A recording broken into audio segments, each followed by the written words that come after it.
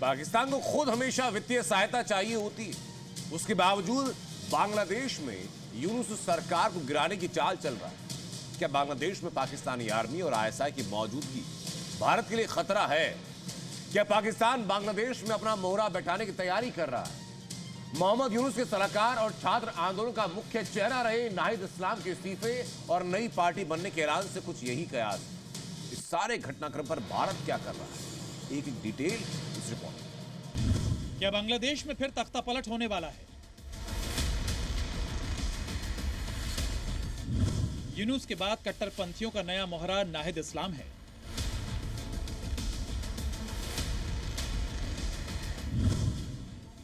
मोहम्मद यूनुस ने जिसको मोहरा बनाकर बांग्लादेश में हसीना सरकार का तख्ता पलट किया, शेख हसीना को देश छोड़ने पर मजबूर किया।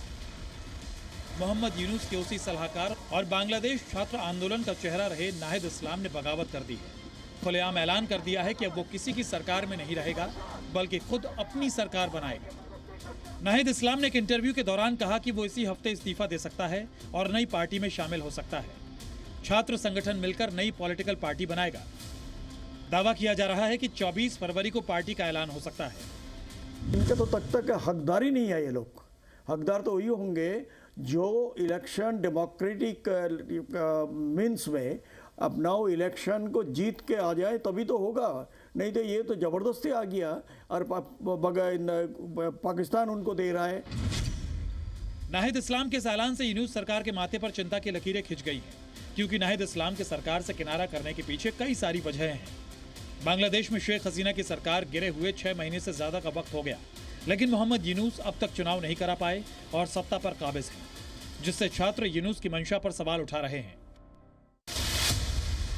छात्रों का कहना है कि अब तक वो सिर्फ फांसीवादी हसीना को हटा पाए हैं, लेकिन अभी सिस्टम से बुराई को साफ करना बाकी है।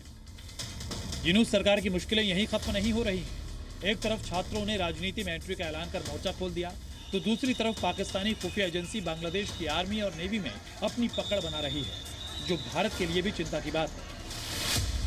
54 साल बाद आईएसआई चीफ ने ढाका का दौरा किया। कुछ दिन पहले भारत के चिकन नेक के पास पाकिस्तानी आर्मी और आईएसआई के एक डेलीगेशन ने दौरा किया। संवेदनशील इलाकों में पाकिस्तान की एंट्री से भारत हाई अलर्ट है। Let me put across in two manner. I had used the word epicenter of terrorism for a particular country. Now that countrymen, if they go to any other place and they happen to be our neighbor, as far as I am concerned, I should be concerned about it. That they should not be able to use that soil to kind of send terrorists to India.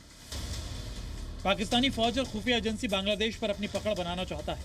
आशंका जताई जा रही है कि छात्रों की नई political party के जरिए बांग्लादेश में जल्द चुनाव का दबाव बनाया जा सकता है और पाकिस्तान नई सरकार बनाकर अपने फेवर में फैसले ले सकता है। और अगर ऐसा हुआ तो यूनुस सरकार के साथ साथ भारत के लिए भी ये बड़ा खतरा साबित हो सकता है। ब्यूरो रिपोर्ट, जी मीडिया। जी न्यूज़।